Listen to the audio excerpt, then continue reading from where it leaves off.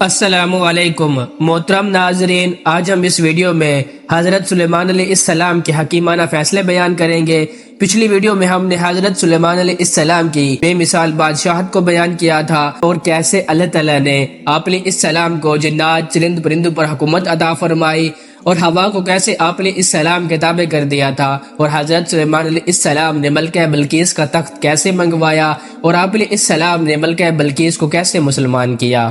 ناظرین، حضرت سلیمان علیہ السلام اپنے والد محترم حضرت داؤد علیہ السلام کی طرح نبی ہونے کے ساتھ ساتھ حکمران بھی تھے۔ اللہ تعالیٰ نے آپ علیہ السلام کو بڑی قوت فیصلہ عطا فرمائی تھی، جس کی بنا پر آپ علیہ السلام لوگوں کے مسائل سمجھ کر منصفانہ فیصلے کیا کرتے تھے۔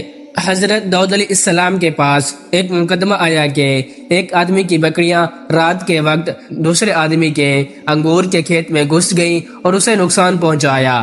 حضرت داؤد علیہ السلام نے یہ فیصلہ سنایا کہ کھیت والا بکریاں لے لے، اس لیے کہ وہ نقصان بکریوں کی قیمت کے برابر تھا۔ جب مدعی اور مدعی عالیہ حضرت داؤد علیہ السلام کا فیصلہ سننے کے بعد باہر آئے تو حضرت سلیمان علیہ السلام کو اس فیصلے کا علم ہوا۔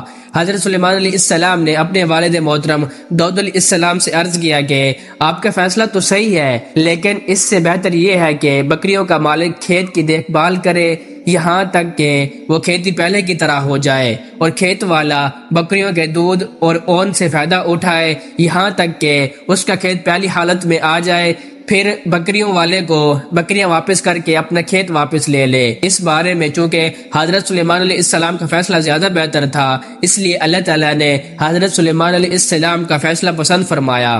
حدیث رسول اکرم صلی اللہ علیہ وسلم ہے، حضرت داؤد علیہ السلام کے دور میں دو عورتیں اپنے بچوں کو لے کر باہر جنگل کی طرف نکلیں۔ ان میں سے بڑی عورت کا بچہ بھیڑیا لے گیا۔ اس عورت نے چھوٹی سے کہا، تمہارا بچہ تو بھیڑیا لے گیا ہے، لہٰذا یہ بچہ تو میرا ہے، مجھے دے دو۔ چھوٹی نے کہا، نہیں، تمہارا بچہ بھیڑیا لے گیا ہے۔ آخرکار یہ مقدمہ حضرت داؤد علیہ السلام کی خدمت میں پیش ہوا۔ بڑی چونکہ چالاک تھی، اس نے اپنا موقف اچھے انداز میں پیش کیا۔ حضرت داؤد علیہ السلام نے اس کے حق میں فیصلہ دے دیا۔ جب وہ باہر نکلے تو دوبارہ جھگڑنے لگے۔ اتنے میں حضرت سلیمان علیہ السلام تشریف لے آئے۔ انہوں نے معاملہ دریافت فرمایا تو ہر ایک نے یہ دعویٰ کیا کہ یہ بچہ میرا ہے، اور حضرت داؤد علیہ السلام بڑی کے حق میں فیصلہ دے چکے ہیں۔ حضرت سلیمان علیہ السلام نے فرمایا، چھری لاؤ، میں بچے کو چیر کر آدھا آدھا تقسیم کر دیتا ہوں۔ بڑی تو خاموش رہی، لیکن چھوٹی جس کا بچہ تھا اس نے کہا، ایسا نہ کریں، اللہ تعالیٰ آپ پر رحم فرمائے، یہ بچہ بڑی عورت کا ہی ہے، اسے دے دیں۔ آپ علیہ السلام فوراً معاملے کی حقیقت کو پہنچ گئے اور آپ علیہ السلام نے بچے کا فیصلہ چھوٹی عورت کے حق میں کر دیا۔ ایک اور حدیث میں حضرت محمد صلی اللہ علیہ وسلم فرماتے ہیں کہ ایک مرتبہ حضرت سلیمان علیہ السلام نے فرمایا، آج رات میں اپنی 100 بیویوں کے پاس جاؤں گا، ہر ایک سے ایک ایک لڑکا پیدا ہوگا جو اللہ تعالیٰ کی راہ میں جہاد کرے گا، لیکن آپ علیہ السلام کو انشاءاللہ کہنا یاد نہ رہا۔ چنانچہ ان تمام عورتوں میں سے صرف ایک کے ہاں بچہ پیدا ہوا، اور وہ بھی نامکمل۔ آپ علیہ السلام نے فرمایا، اگر سلیمان علیہ السلام انشاءاللہ کہہ دیتے تو ان کی یہ خواہش ضرور پوری ہو جاتی۔ حضرت سلیمان علیہ السلام کے زمانے میں جنات کے بارے میں یہ مشہور ہو گیا تھا کہ وہ غیب کی باتیں جانتے ہیں۔ اللہ عز و جل نے حضرت سلیمان علیہ السلام کی موت کے ذریعے سے ان کی غلط فہمی کو دور فرما دیا، اس طرح کہ جب حضرت سلیمان علیہ السلام کی موت کا وقت قریب آیا اور آپ علیہ السلام کو اللہ تعالیٰ کی طرف سے اشارہ مل گیا تو اس وقت آپ علیہ السلام نے جنات کو بیت المقدس کی تعمیر پر لگایا ہوا تھا۔ تعمیر کا ابھی کافی کام باقی تھا۔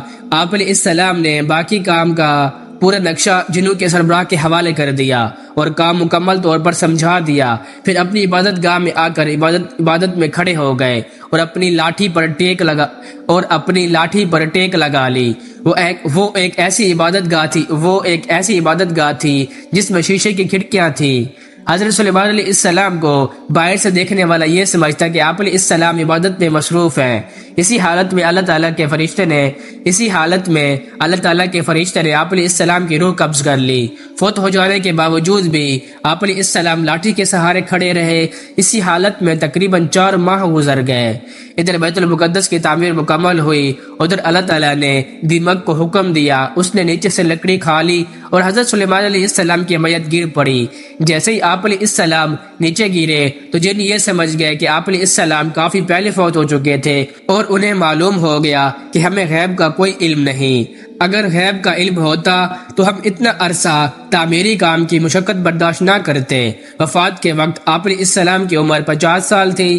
آپ علیہ السلام کی وفات کے بعد آپ علیہ السلام کا بیٹا رجام بادشاہ ہوا۔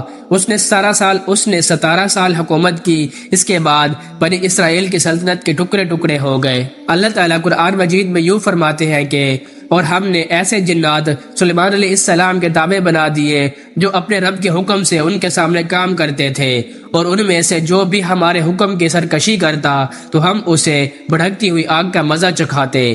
جو کچھ سلیمان علیہ السلام چاہتے جنات ان کے لیے وہی تیار کر دیتے، مثلا قلعے، مجسمے، حوضوں جیسے بڑے بڑے پیالے اور ایک ہی جگہ چولہوں پر جمی ہوئی مضبوط دیگیں۔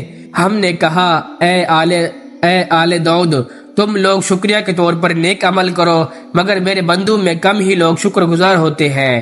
پھر جب ہم نے سلیمان علیہ السلام پر موت کا فیصلہ کیا تو ان کی موت کی خبر جنات، زمین کے کیڑے، دیمک کے سوا کسی نے نہیں دی جو ان کی لاٹھی کو کھا رہا تھا۔ پھر جب وہ سلیمان علیہ السلام گر پڑے تو اس وقت جنات پر یہ بات واضح ہو گئی کہ اگر وہ جن غیب جاننے والے ہوتے تو اس ذلت کے عذاب میں مبتلا نہ رہتے۔